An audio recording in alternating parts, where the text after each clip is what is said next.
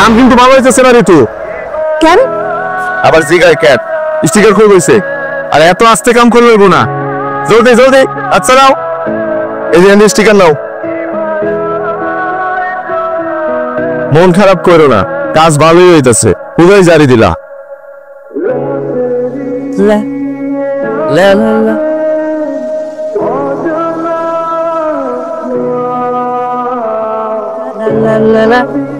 প্রতিদিন একই খাবার আনেন কেন? একই তরকারি প্রতিদিন খেতে ভালো লাগে? কি করবো, আমার ঘরে তো আর বউ নাই যে এক একদিন এক এক তরকারি খাবো।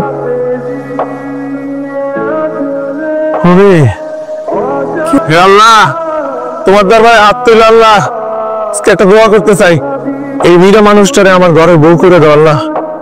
আল্লাহ তোমার দরবারে হাত তুলছি আল্লাহ, তুমি এই এতিমের দোয়াটা কবুল করে নিও আল্লাহ। আপনি এটা কি দোয়া করলেন? কেন তুমি চাও না এতিমের দোয়া কবুল হোক? আল্লাহর কাছে তো কইলেন, আমার খালার কাছে কি করবো না?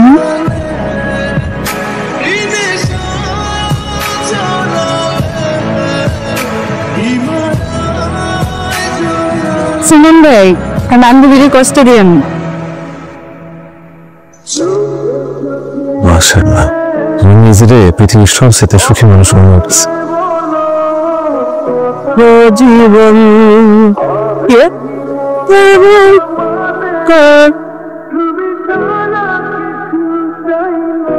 কি কাম সার কত করবা?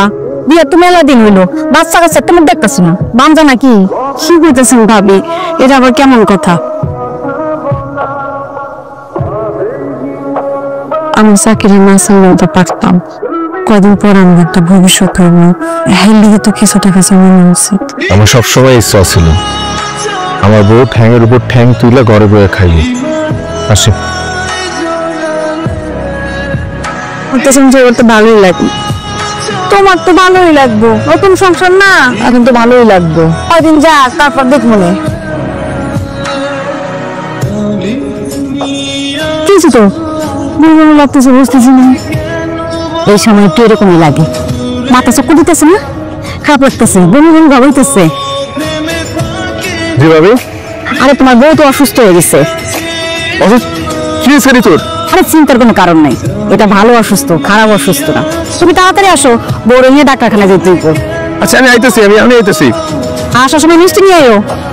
আরে মিষ্টি মুষ্টি আঙুলে আগে আমার বড় ডাক্তারের কাছে লয়ে যাই। আচ্ছা আসো। কি বুঝলেন ডাক্তার সাহেব, কোনো সুখবর আছে? সুখবর না, ফুড পয়জনিংয়ের কারণে বমি হচ্ছে আর প্রেশারটা লো। আপনারা চাইলে আমরা উন্নত চিকিৎসা করাতে পারি, কিন্তু সেটা খুবই ব্যয়বহুল হবে, এটার কোনো গ্যারান্টি হবে না যে উনি মা হবেন। না ডাক্তার সাহেব, আমি এত কিছু দরকার নেই। স্যার কোনো পদ্ধতি আছে যেটা আমরা নিজেরা জানতে পারবো? নেই, এটি ব্যবহার করলে জানতে পারবেন যে সুখবর নাকি অন্য কোনো কিছু। কি? হ্যাঁ, আমার তুমি বিয়ে করে শুধু আমি কইছিলাম না আমি একটা অপায়া, আমি তো একটা বাসে জন্মিতে পারতেছি না। তুই যদি অন্য কোনো মায়ের বিয়ে করতাম। তুমি তো ভেঙে করতেছো কেন? আমার হাতে তো সময় আছে, আল্লাহর কাছে সব পরিকল্পনা করা থাকে। আল্লাহ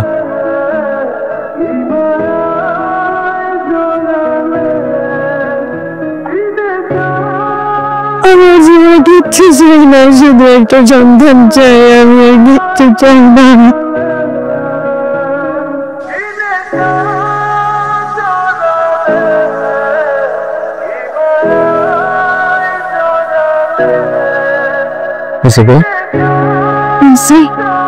বড় স্বপ্ন নাকি সত্যি?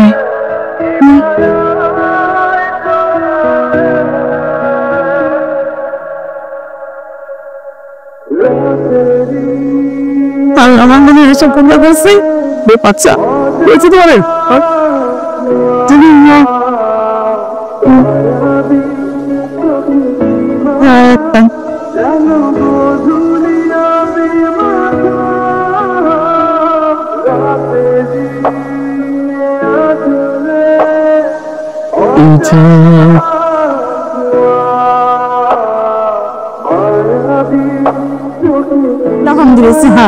এই যে ভাবি এনে 2 কেজি মিষ্টি আছে, সবাই একটু দিয়ে দেন। হ্যাঁ আমি সবাই মিষ্টি দিতেছি। আর আমার মায়ের লেগে তো দোয়া করে তোলা আছে। ও হাজার অবাধন টুকরা তুই যতন করে রব তুই যে সোনা ভাই বাচ্চা বাচ্চা পানি খাও তোমার কইলাম হুজুরের কাছে যাও, হুজুর দেখাও, একটু দোয়া নিয়ে আহো, একটু বুকে ফুল দাও, এটা কি তুমি করবা না? পেঁয়াজ শেষ, তরকারি আনতে হবো। উঠো, ওইটা পেঁয়াজ নিয়ে আহো, বুঝছো? উঠো। ভাই পেঁয়াজ দিয়ে 1 কেজি।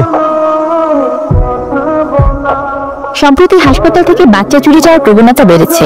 গত মাসে একটি বাচ্চা চুরির ঘটনার তদন্ত করতে গিয়ে পুলিশ একটি সংঘবদ্ধ বাচ্চা চোর চক্রের খোঁজ পায়। পুলিশ এখন সিসিটিভি ক্যামেরা পর্যবেক্ষণ করার মাধ্যমে বাচ্চা চুরি হোতাকে গ্রেপ্তার করার চেষ্টা করছে।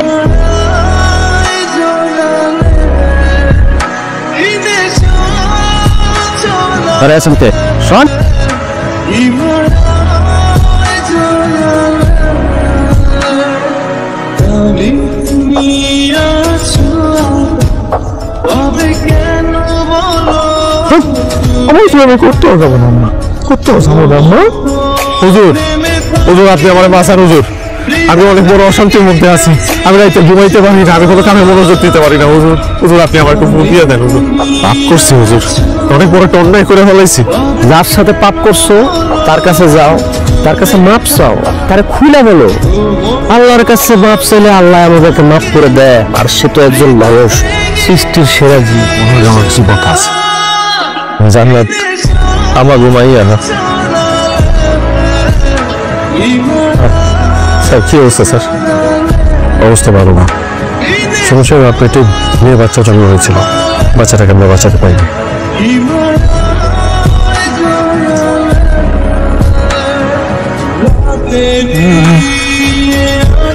তুমি